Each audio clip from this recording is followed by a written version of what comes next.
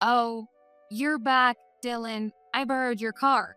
In front of Dylan, Emily is acting all sweet and innocent. Sorry about that, Emily. Michelle is thoughtless. No, it's fine. I filled up the tank as a thank you for letting me borrow it, Michelle. What a great sister. See, Michelle? Emily is considerate. Dylan smiled and patted her head. Well, I'm heading out. See you, Dylan. Bye, Michelle. She smiled brightly at Dylan, but gave me a creepy smile for just a moment. What was that? I felt a chill down my spine. After she left, I checked the car just in case. No scratches on the car, and as she said, the gas tank was full. But something felt off. I couldn't get her creepy smile out of my head. Emily is way more mature than you. Even after you're mean to her, she still fills the tank. Learn from her. Dylan approached me with a smirk.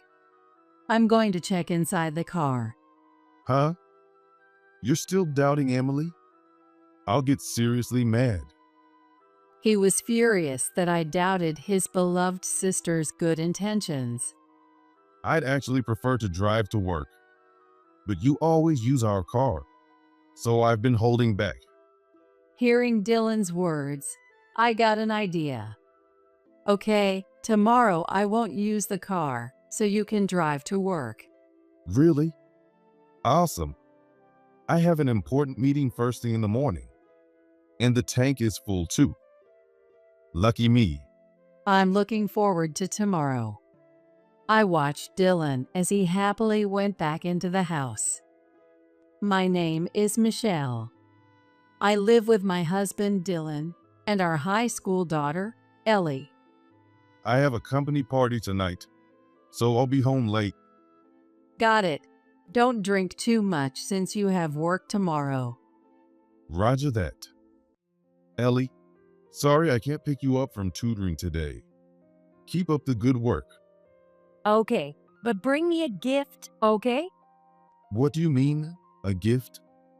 The usual conversations you'd hear in any family were comforting. We had been living peacefully like this.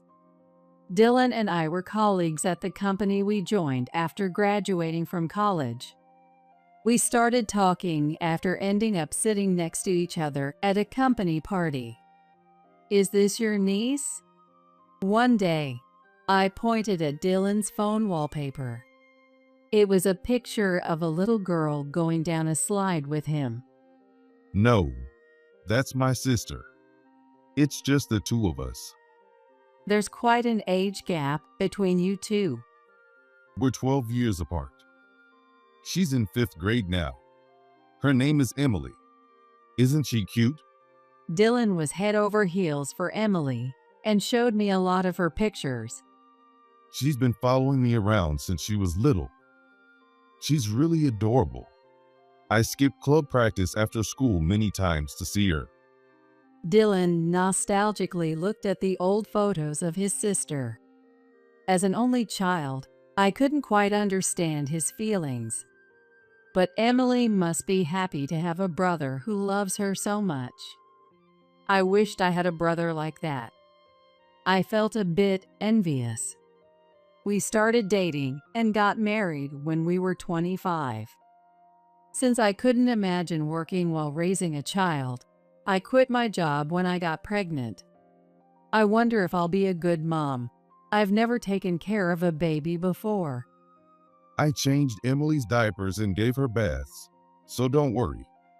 You'll be fine.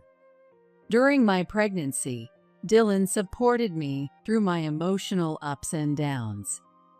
He really helped with raising our child. Even now, he's devoted to our daughter. He plans family trips for birthdays and always picks her up from tutoring. Thanks to his dedication, we've been a happy family. I believed this would last forever, but things started to change 2 years ago when Emily moved close to us after getting married. I never understood why she moved so close to us at that time. I just thought they were as close as ever. But soon, I started to feel uneasy. Hey, Dylan, want to go shopping with me? James is working again today, so I'm alone. Emily would barge into our house and sweetly ask Dylan for favors. Her husband, James, was always busy with his work, often on weekends, so Emily frequently visited us. Come over anytime. We live so close after all. Dylan was more than happy to have his beloved sister rely on him. At first, I found it charming, but soon, Emily's frequent visits without any hesitation started to bother me. Michelle, your cooking is amazing. Can I have another piece of fried chicken? Of course. Eat as much as you want. That's Ellie's favorite dish. Ellie, you should eat more too. Oh, yeah. Even Ellie seemed a bit annoyed by her aunt's behavior. Don't you think Emily's relying on us a bit too much? She's having dinner with us every week. I tried to subtly hint at my frustration to Dylan, It's fine. She's lonely. but he didn't get my point at all. But James said he'd be home by 7 p.m. Wouldn't it be better for her to wait for him at home and have dinner together? Emily might be Dylan's beloved sister, but to me, she's just another person. I couldn't relax on my precious weekends because of her constant visits. I wanted Dylan to tell her to come over less often, but he just got annoyed with me. Michelle, do you hate Emily? It's not that. I just think our family time is important too. She's 12 years younger than us. Be nice to her. Even if she's 12 years younger, she's 30 now. I was frustrated with Dylan's overprotectiveness and his attitude whenever it came to Emily. Oblivious to my feelings, Emily's visits became more frequent. At first, she only came over on weekends when Dylan was home, but soon she started coming over during weekdays too. Michelle, can you take me shopping? Without a car, she began relying on me for rides, just like she did with Dylan. Sorry, Emily, I'm working right now. After quitting my job and being a stay-at-home mom for a while, I decided to turn my hobby of making jewelry into my business when my daughter started middle school. I worked diligently at home, making and selling my creations. With my daughter's help, we promoted my work on social media, and now I was making a decent income. Oh, right. I forgot you worked from home and thought you might be free. Her tone was innocent, but her words always seemed thoughtless and irritating. Can I borrow your car then? Sure. I didn't mind lending her the car at first, as it didn't take up my time. But one day, something happened that made me regret it. Mom, did you hit something with the car? When I picked up my daughter from tutoring, she asked me suddenly. I didn't hit anything. The left rear is dented. What? Alarmed, I checked the car when we got home. Sure enough, there was a dent and scratches on the left rear. Could it be? Emily's face popped into my mind. I had lent her the car the previous day. There's no way she wouldn't notice such a large dent. Yet when she returned the keys, she acted normal, saying, "Thanks, I'll borrow it again," with a nonchalant smile. Even if it wasn't intentional, a normal person would at least apologize. What kind of person is she? With my anger, I called Dylan to come to the parking lot. I just got out of the shower. Dylan was a bit annoyed. I've been lending the car to Emily, but she dented it and didn't even mention it. Dylan examined the damage, hesitating for a moment.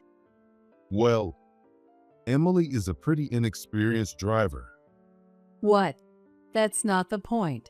She damaged someone's car and didn't say anything. I'm not asking for compensation, but if you damage something, you should at least apologize. He gave me a puzzled look. Are you sure Emily did this? What do you mean by that?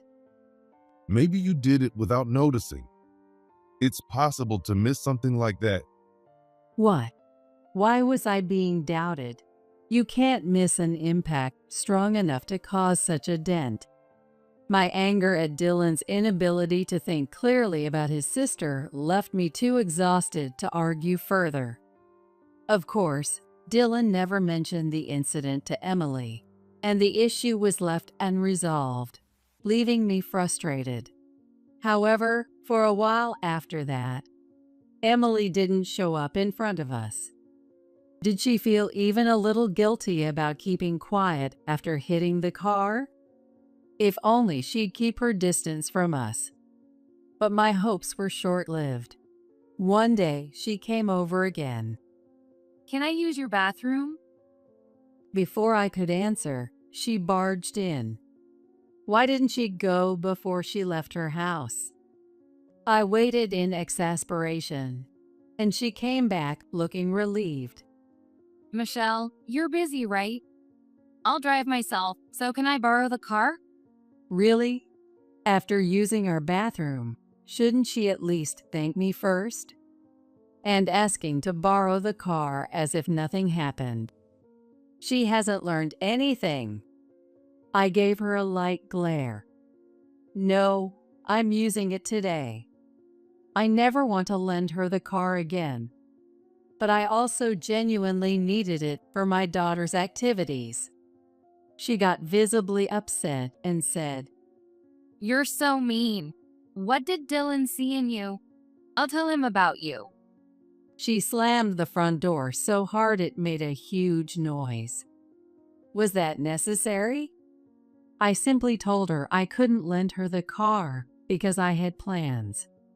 She didn't apologize for damaging the car, didn't thank me for using the bathroom, and now she's throwing a fit when things don't go her way. I regretted being related to someone like her. At least she left, so I thought the matter was settled. I was thankful for that. Just then, Ellie came home. Mom, is Dad using the car? What? No, no one's using it. But the car's not in the parking lot. My blood ran cold, and I rushed to the window that overlooked the parking lot. It's gone. The car wasn't there. The car keys were also missing. That jerk. She must have stolen the keys when she went to the bathroom. This is theft.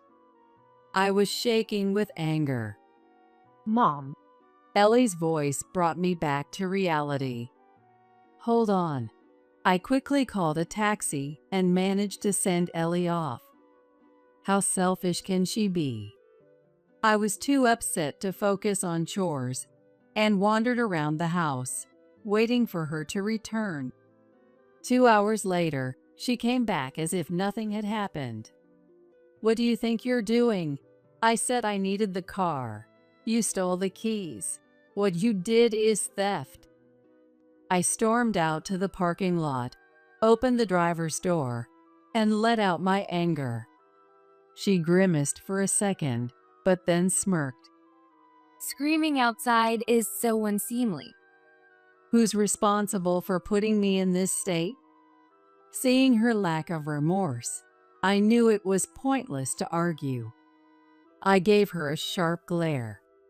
Surely, she hasn't damaged the car again? Remembering the last incident, I inspected the car. What are you doing? I didn't hit anything. I'm a good driver. Ignoring her, I carefully checked the car. No damage, thankfully. Oh, I need to pick up Ellie soon. I noticed the gas gauge. What? The gas tank is empty. It was over half full yesterday, but now it's nearly empty. I went on a long drive. She said it with a weird sense of pride. If you borrow the car, at least fill up the gas. I need to pick up Ellie now. If the next person who uses it is in a hurry and there's no gas, it's a problem. It's pointless to get angry with her.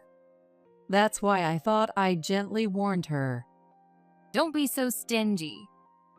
I'm 12 years younger than you. Besides, it's Dylan who supports the household. You're so greedy. One day, even he'll get fed up with you. With that, she left. Common sense doesn't work with her. How does someone grow up to be so selfish? This time, I decided Dylan had to speak up. I made up my mind. When Dylan came home, I told him about what happened today. It's weird that I can't use our own car when I need it. Plus, Emily took the keys without my permission. Remembering it made me angry again, but I tried to stay calm.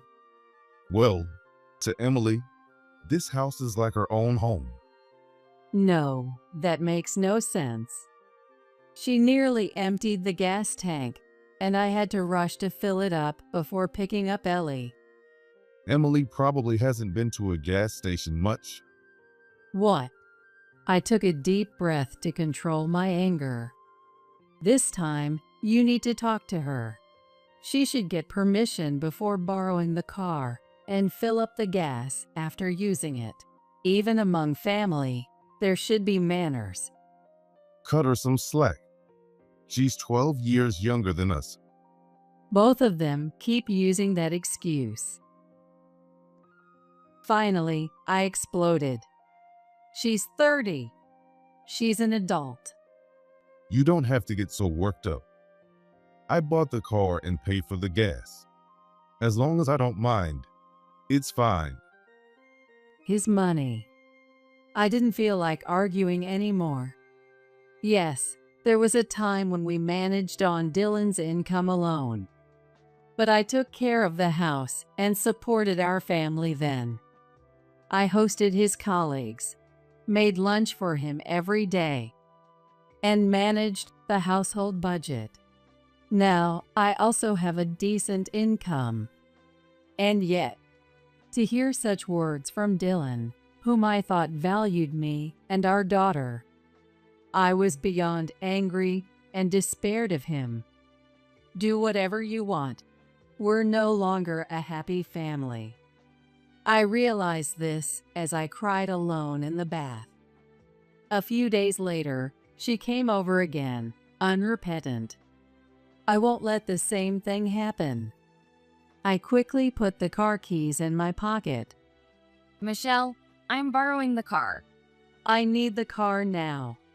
It's fine. It's fine. She barged into the house and started looking for the car keys. Huh? They're always here. She's trying to steal the keys so openly. Something is seriously wrong with her.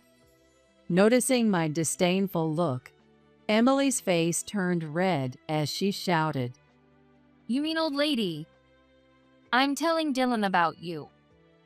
With that, she pulled out her phone and actually started calling Dylan. He's at work. He's not going to answer. After a while, she smiled briefly and then started crying. Dylan, Michelle is being mean and won't lend me the car. Why did you marry someone like her? Then she shoved the phone at me. Here, let him scold you. I sighed and took the phone. Why don't you tell her not to call for such trivial things? It's not trivial. Emily is crying. Is he serious? I was speechless. You're mature enough. Don't hurt my precious sister. She's not hurt. She's acting.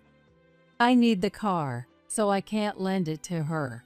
She's overreacting and calling you about it. She's being unreasonable. Wait, gosh. I heard the car engine start outside. She did it.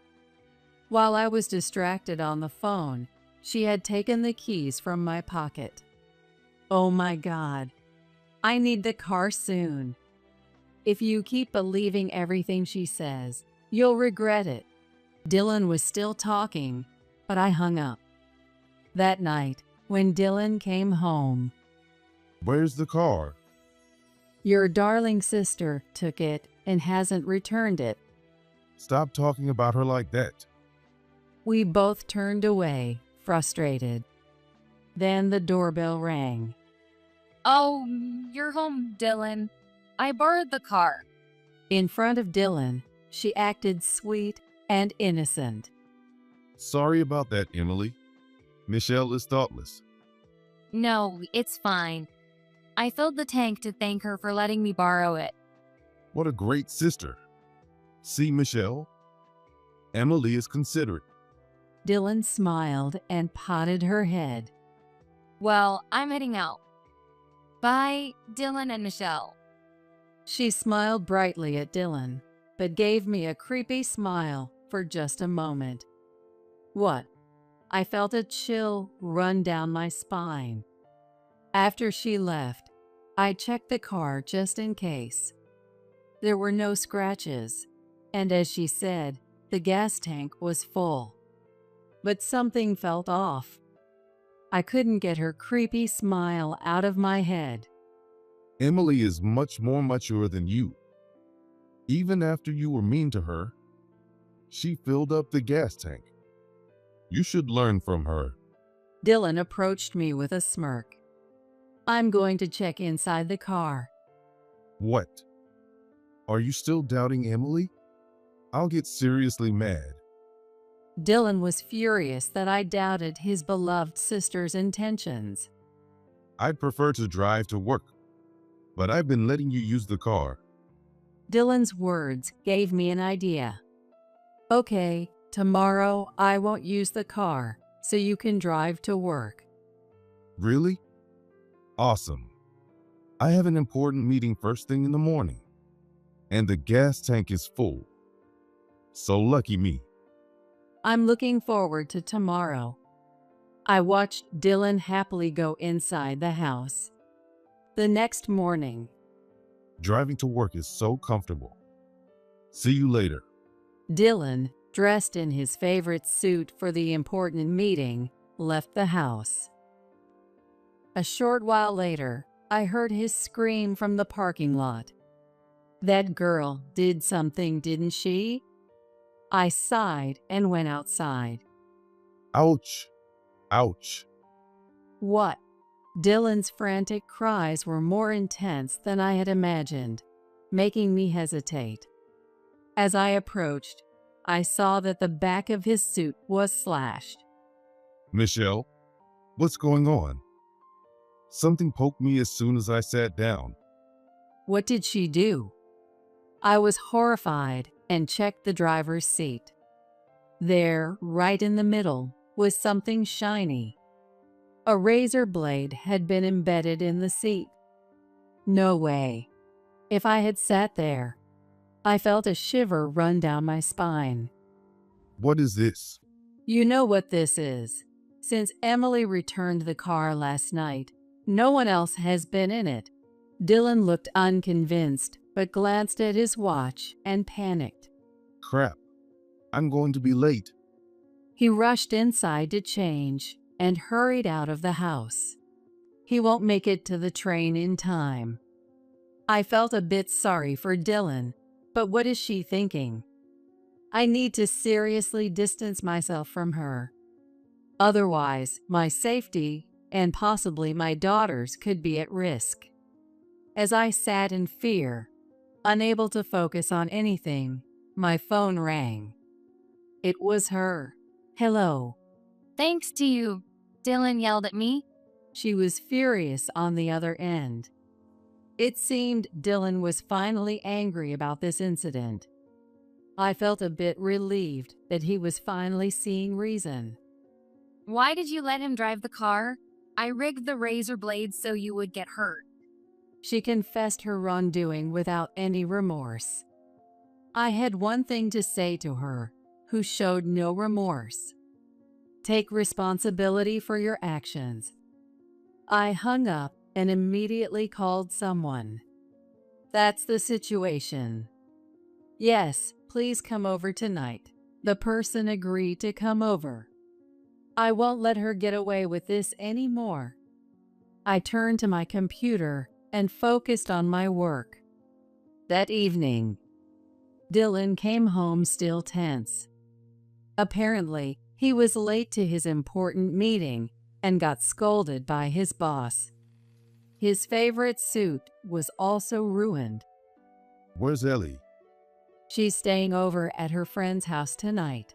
I didn't want Ellie to see any confrontation, so I arranged for her to stay with a friend nearby. Ellie probably sensed something was up. I'm on your side, Mom. She had said this before leaving, giving me the strength to stand firm. The doorbell rang. I apologize for being late. Excuse us. Come in. It was James, Emily's husband, the person I had called earlier. And there she was, sulking beside him. I had decided it was necessary to report this incident, including all previous ones, given the severity of her actions. I apologize for the trouble Emily has caused. I knew she borrowed your car occasionally and gave her money for gas, but she never mentioned you didn't receive it. No, I never got any money for gas. James glared at Emily. Emily, what's going on? Where's the gas money?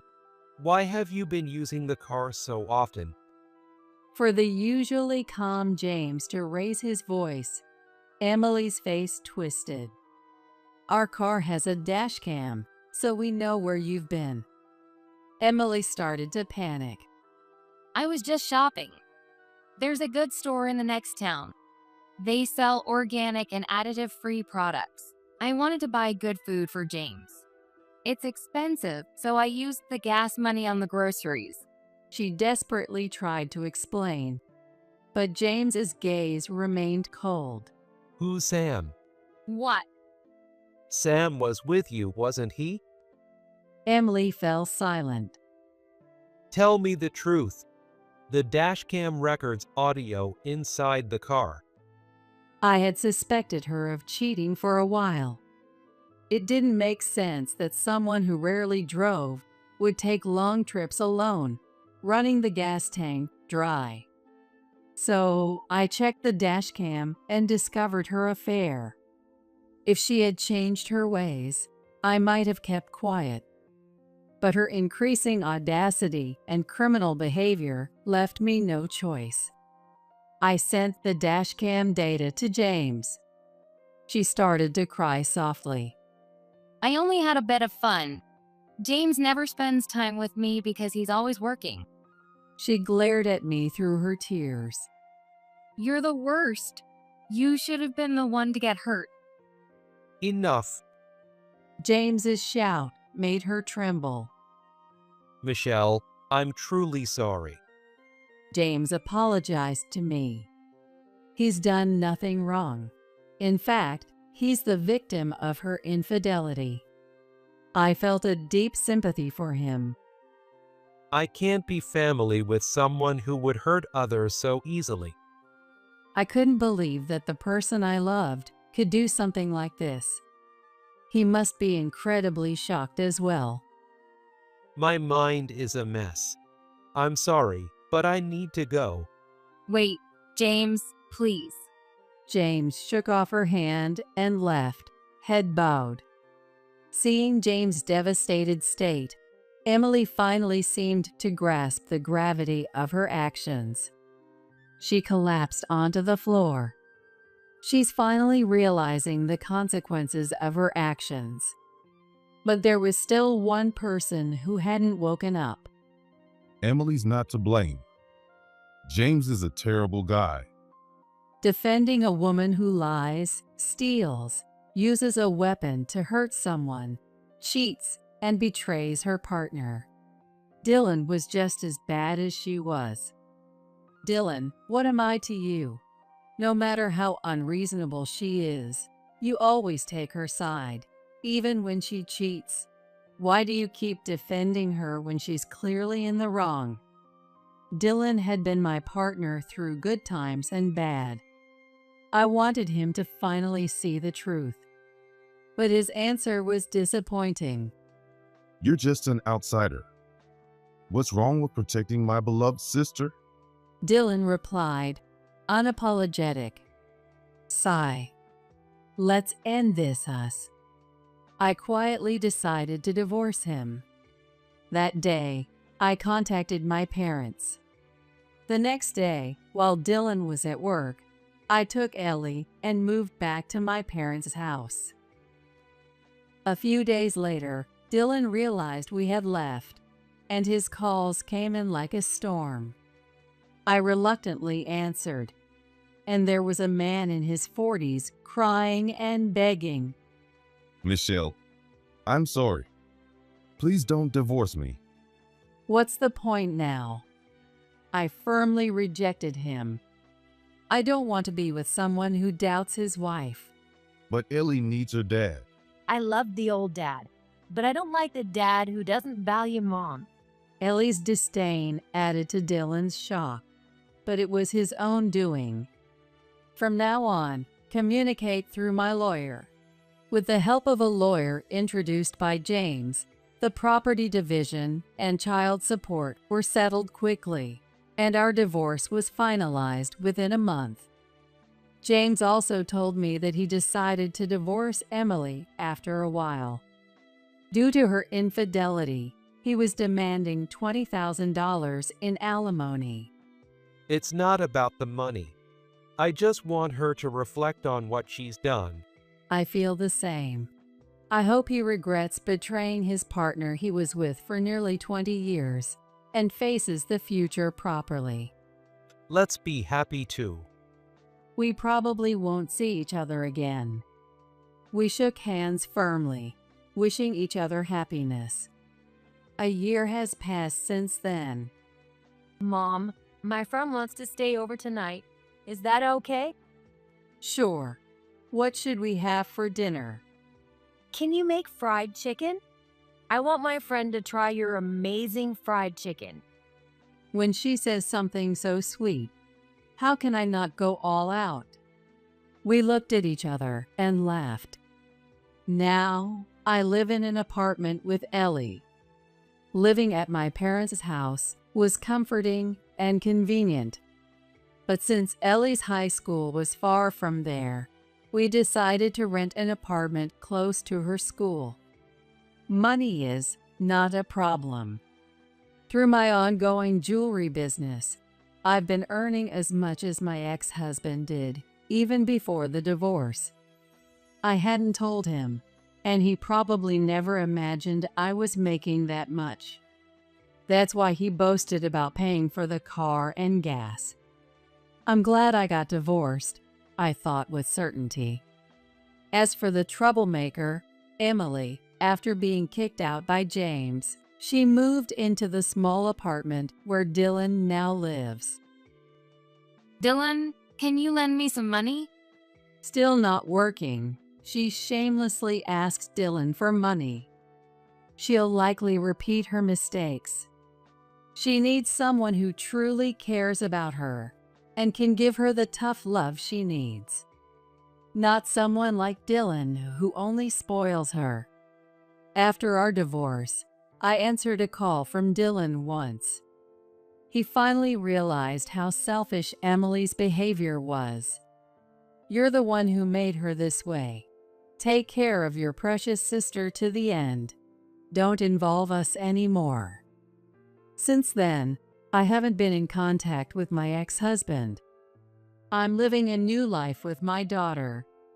It's a life filled with small, peaceful joys. Mom, I'll help you make the fried chicken. Really? Yeah, I want to be able to make it myself. My daughter and I giggle as we work together in the kitchen. We enjoy a lively meal with her friends. What a happy daily life this is. I'm so glad I chose to get divorced. I want to be like you, Mom. What? I'm just a housewife with no qualifications. I tried to downplay it, but Ellie shook her head. You have such a strong sense of justice. You stand up for what's right. I want to be a strong woman like you. She really has been watching me closely. I felt a surge of happiness. I can't wait to see what kind of strong woman my daughter will become.